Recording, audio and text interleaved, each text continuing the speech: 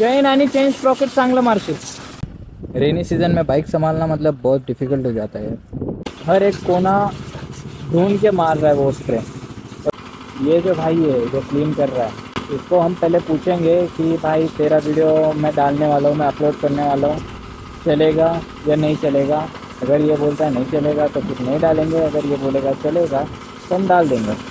अब डिपेंड करता है इसकी मर्ज़ी क्या है. अगर तुम वीडियो शूट कर रहे हो, कहीं पे भी हो जाओ, अगर वीडियो शूट कर रहे हो तो उनकी परमिशन ले लो.